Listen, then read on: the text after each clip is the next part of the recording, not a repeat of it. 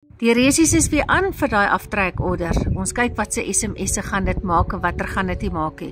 Want jy het nou intussen tyd mos nou al plan gemaak en vinnig winkels toe gegaan en jou kruideniersware gaan koop, reg? Ja, dis hoe dit werk. Jy kry jou salaris, jy gaan koop vinnig vir jou kos, jy maak jou kar vol petrol, jy koop gou vir jou prepaid krag. Jy maak seker dat die basies betaal word en dan is dit survival of the fittest. Die een wat dit maak, maak dit. Die ander is net taaf. Ek weet wat dit is, want dis waar ek was. My naam is Latasha, ek is 'n digitale bemarker en ek het uitgevind dat ek aanlyn met my selfoon vir myself 'n baie goeie inkomste kon begin genereer. Ek het intussen tyd my baas baie gesê, werk te wees het my meer geld gekos as wat ek kon bekostig. Ek het op 'n stadium gekom toe my besigheid so gegroei het dat my werk my arm gehou het om daar te wees. As ek vir jou sê, dit is nie te laat om uit jou skuld uit te kom nie.